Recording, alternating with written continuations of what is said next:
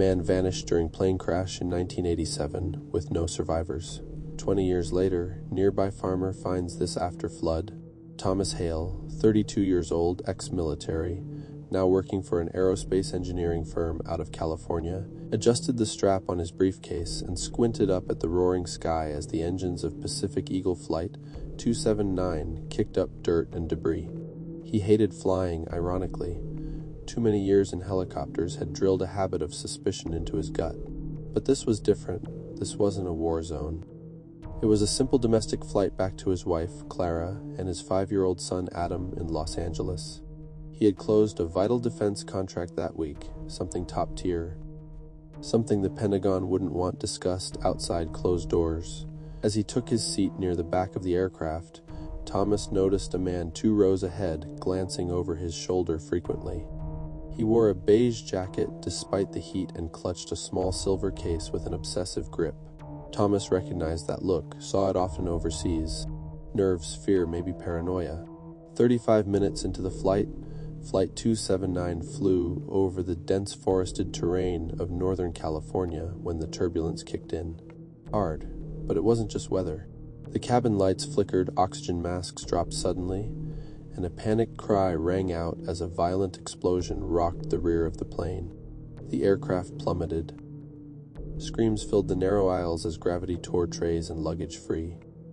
Through the window, Thomas saw nothing but green racing up to meet them. A flash of smoke, metal shrieking, then impact. That's where the public story ended. Search and rescue scoured the northern Sierra Nevada foothills for weeks. No black box, no fuselage, no survivors. Officially, 86 passengers perished. The terrain was declared too treacherous for recovery. Families were left with ashes and silence. But the reality, at least part of it, was different. Thomas Hale survived the crash. Bloodied, one eye nearly swollen shut, ribs cracked, he dragged himself out of the wreckage, soaked in fuel and rain. Bodies surrounded him, most unrecognizable. He crawled toward what was once a wing, now lying inverted across a ravine. In the distance, a fire raged through fallen trees, threatening to reach him. That's when he saw the man with the silver case.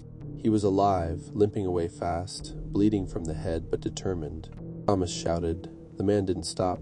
Instead, he turned and fired a shot into the air, a warning. That moment changed everything. Thomas limped after him for hours, driven by instinct. He wasn't going to die in that forest.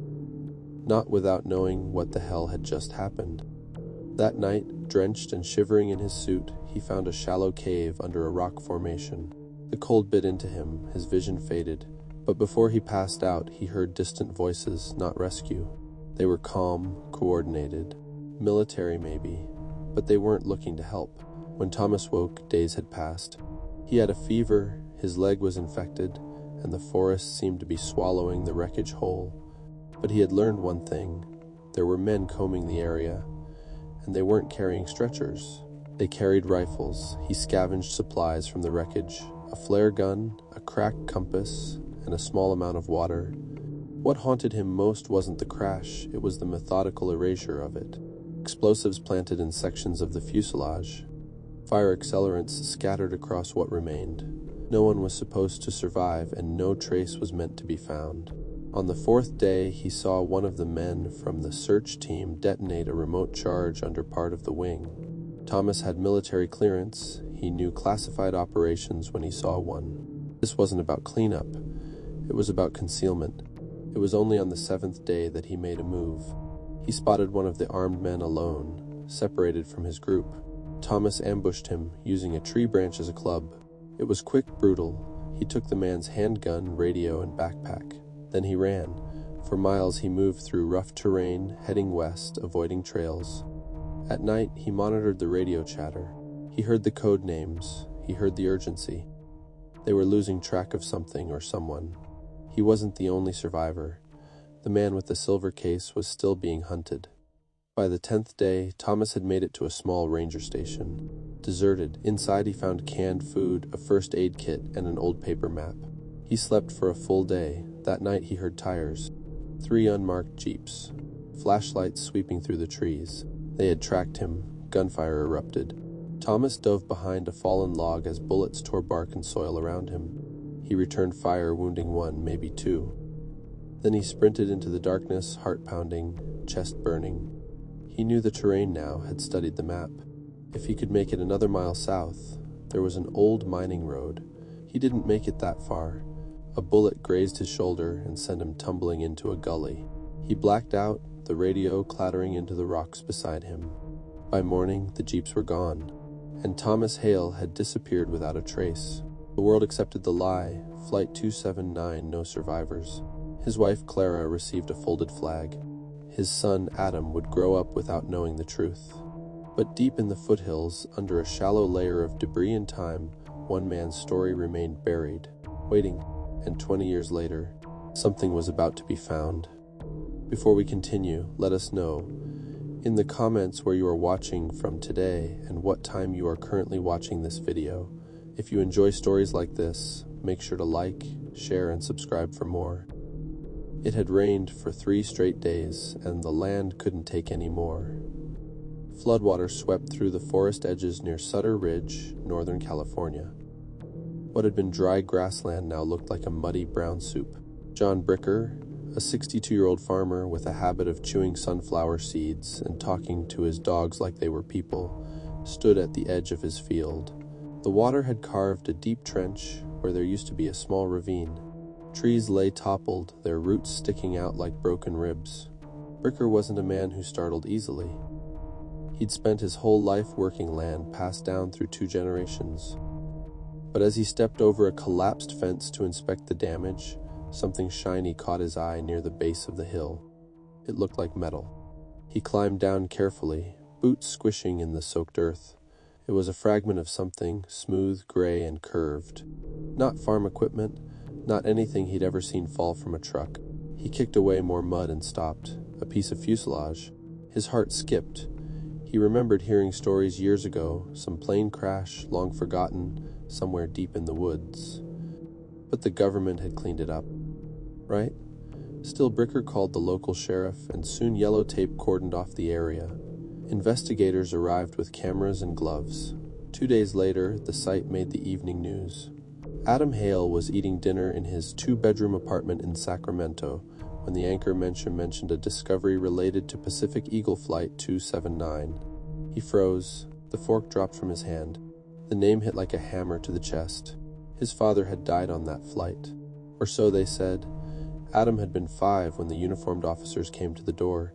No body, no photos, just condolences and a ceremonial medal. His mom cried for weeks, then stopped talking about it altogether. She died 10 years later from a stroke. Adam never truly believed the official story. Something had always felt wrong. He spent the next 4 hours digging through the internet. Most of it was useless, old theories, rumors, forums filled with conspiracy nuts. But a news site had uploaded a photo of what Bricker found. Adam recognized the serial plate immediately. He still had a picture of his father holding that exact section of the plane, back when they were building prototypes. The next morning, he called in sick to work, packed a bag, and drove north. Sutter Ridge was small. The kind of place with one gas station, a diner, and locals who didn't like questions. But Adam didn't care. He wasn't a kid anymore. He was 25, a part-time mechanic with enough knowledge of military design to know when something didn't add up. He found Bricker at the feed store. "You Hale's boy?" the old man asked, eyeing him up and down. "Yeah, you find that part from Flight 279? Bricker spit sunflower husk into a tin can. "That part and a whole lot more." Cops closed it off after some suits and black SUVs showed up. Real polite, but they didn't want anyone else poking around. Adam nodded slowly. "Did you see any personal effects?" "Yeah, some metal case. Looked like it had been through hell. One of the sheriff's men pulled it out. Then the feds swooped in and took it." Adam froze. "A silver case?" Bricker raised an eyebrow. "You know it?" Adam's pulse quickened. "My dad mentioned something about a silver case before he left for that trip. I thought he was joking. Said if something happened to him, the case mattered more than the contract." Later that night, Adam drove to the site himself. Yellow tape still fluttered in the wind. He parked down the road, hiked in with a flashlight, and dropped to his knees in the mud. His fingers scraped against cold metal. Another piece of the wreckage. He pulled back brush and spotted a half-buried frame, part of a seat, then a boot, still attached to a skeleton. Adam staggered back, hand covering his mouth. The body was partially preserved, jacket intact, with a military-style ID tag still hanging from the neck. Not his dad, he stared at the tag, Hendrik S. Cole. He took the tag and the small radio transmitter clipped to the belt. The battery was long dead, but the make was familiar, something not sold commercially. That night in his motel, Adam took apart the radio, pulled the memory chip, and borrowed an adapter from a local pawn shop. Most files were scrambled, but one voice log had survived. It was rough, broken up, but he made out. Still alive. Day 7. Hale's gone dark. We're not alone out here. Black team moving wreckage. We weren't supposed to survive. Adam sat in silence, heart pounding. This wasn't a crash. It was a cover-up. The next day, 2 men in black suits knocked on his door. They flashed fake badges, asked questions, smiled too much. "We heard you might be looking into your father's past," one of them said, voice too smooth. Adam didn't answer. When they left, he waited 10 minutes, packed everything, and disappeared. He slept in his car that night, parked near an old logging trail 30 miles away. By morning, he had made up his mind. He wasn't going to run. He would dig until he found the truth. And if someone tried to stop him again, this time, he'd be ready. The name Daniel Hale was mostly unknown outside a few closed-door military briefings and encrypted chat rooms.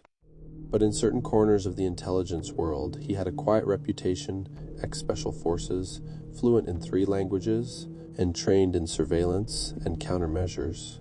Most didn't know he was the son of Adam Hale. Daniel grew up with a locked safe in the garage that his father told him never to touch. Adam wasn't a paranoid man, but he was cautious, always looking over his shoulder. He trained Daniel young how to shoot, how to spot a tail, how to disappear. Most sons got fishing trips. Daniel got escape plans and burner phones. By the time Daniel turned 17, Adam vanished without a word. No note. No goodbye. Just an empty house and a locked safe. For 2 weeks, Daniel waited, convinced his father would come home. On the 15th day, he cracked the safe. Inside, he found a small silver case, dented, rusted around the corners, and a folder thick with documents, photos of twisted wreckage, a dog tag, government letters, a burned copy of the radio recording. But what caught Daniel's eye was the hand-drawn map. His father had marked out grid coordinates in red ink, all centered around a stretch of forest near Sutter Ridge. There was also a note: "If I don't come back, you finish what I started. Trust no one. If they find you first, they'll bury this all over again." Daniel didn't cry.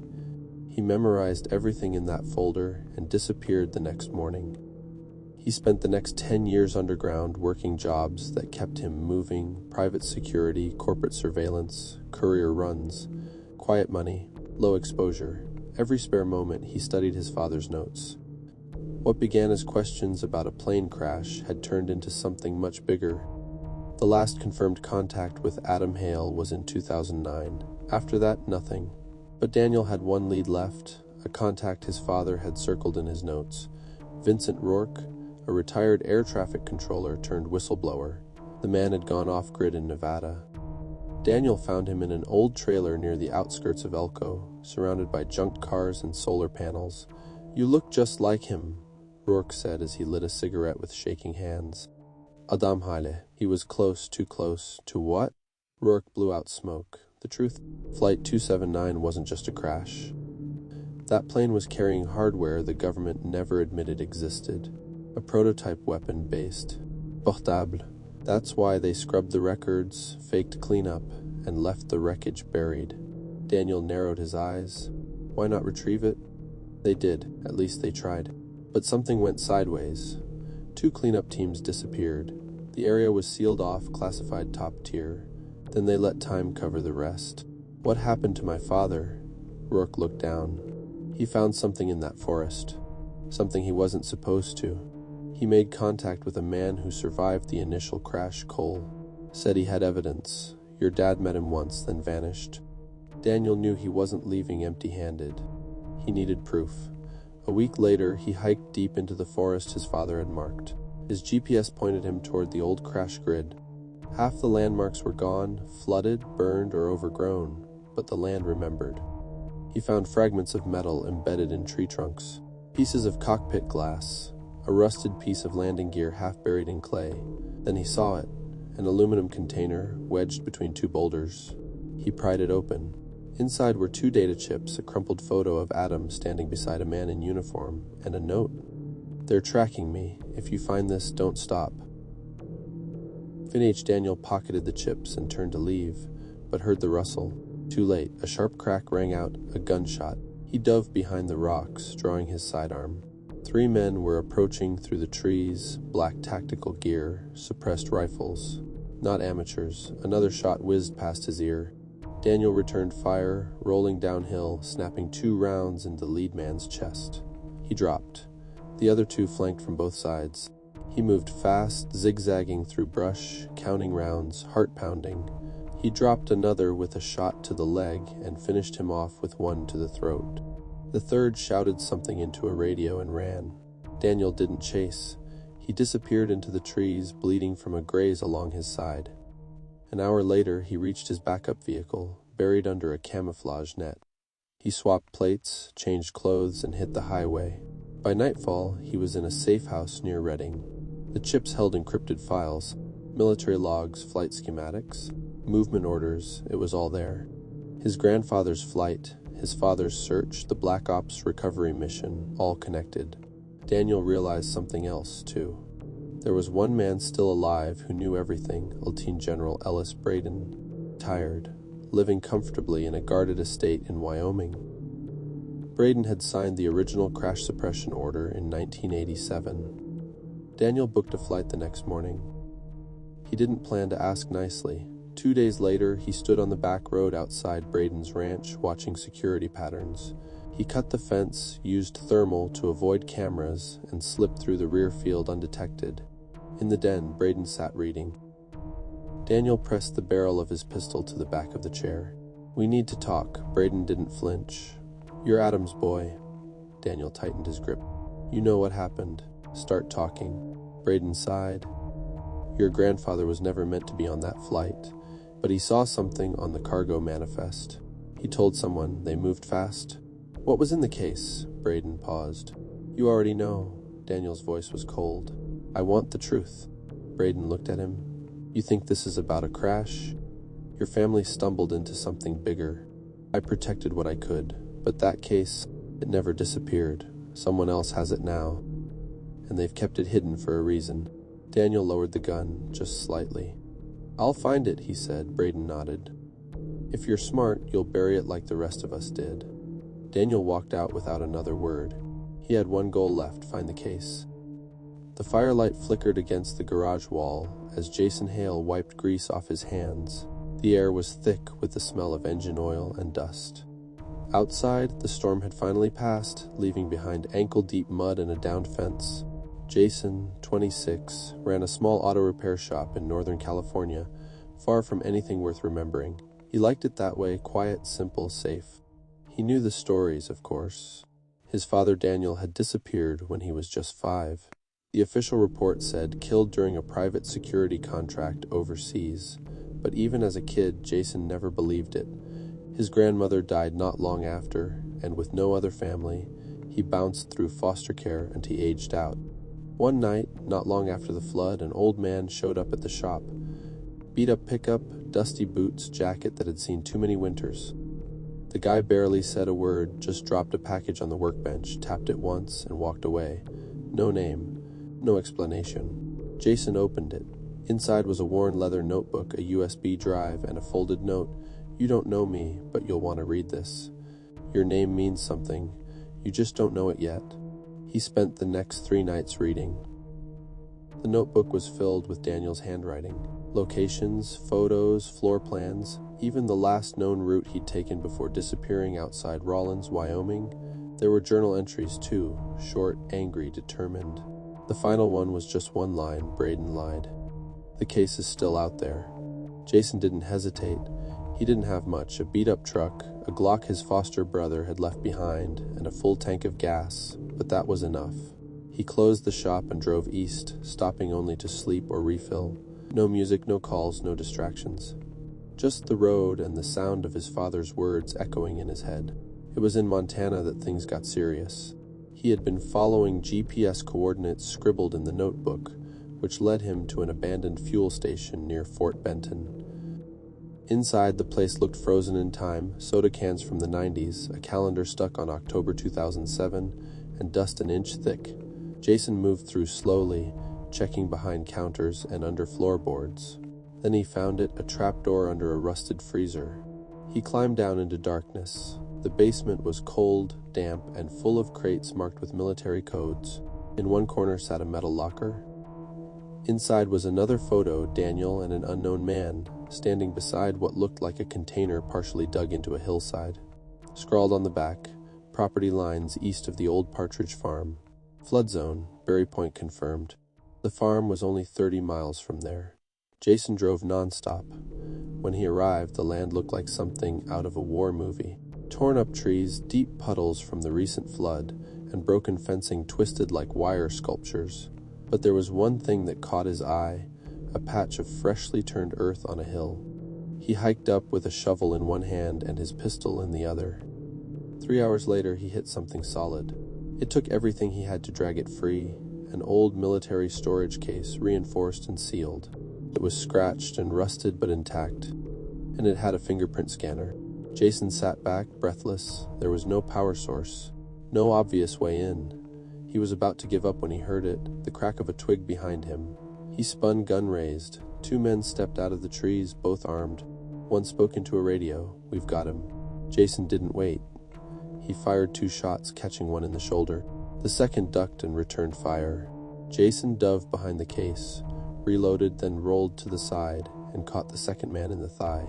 He went down screaming. Jason grabbed the case and ran. Bullets hissed past his ears as he crashed through the underbrush, adrenaline pounding through his veins. He didn't stop until he reached the truck, threw the case in the back, peeled out. That night he took shelter in an old ranger station a few miles out. After barricading the door, he searched the case for any kind of power source. Then he remembered his dad had written something about a field battery pack. He pried open a compartment under the case. There it was. He connected the battery, waited for the light. The scanner blinked red, then green. The case hissed open. Inside was a single folder and a metal tablet sealed in foam. The folder contained top-secret military documentation dated October 3rd, 1987. It confirmed everything. Flight 279 was a covert transport mission. On board was a prototype EMP device designed for urban deployment. The test had failed days earlier, and the weapon was unstable. The crash wasn't an accident. It was a last-ditch effort to destroy the device and erase the evidence. But the device survived. It had been buried ever since, hidden by men who knew exposure would trigger global scandal. Jason stared at the device. Then he heard the whir of a drone overhead. He bolted out the back, gun in hand, case in his arms. A helicopter approached, unmarked, matte black. Spotlights flared. Jason jumped into the truck and gunned it. They chased him for 20 miles through back roads and pine trails. He swerved, ducked under low branches, rammed through fallen trees. The helicopter stayed close, its rotors chopping the night into chaos. Then he saw the bridge. It had been washed out by the flood, half of it gone. He hit the brakes too late. The truck skidded, flew forward, clipped the edge, and landed nose down into the muddy creek below.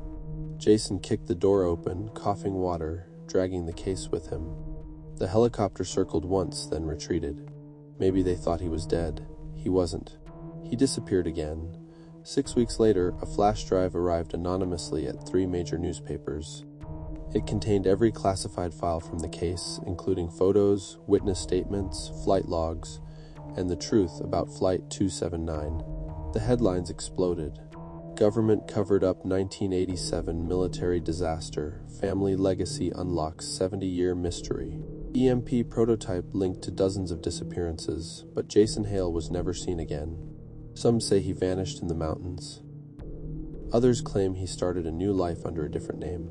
Only one thing was certain: the case was never recovered, and the truth, once buried with twisted metal and lies, had finally come to light. If you liked this story, make sure to like, share, and subscribe.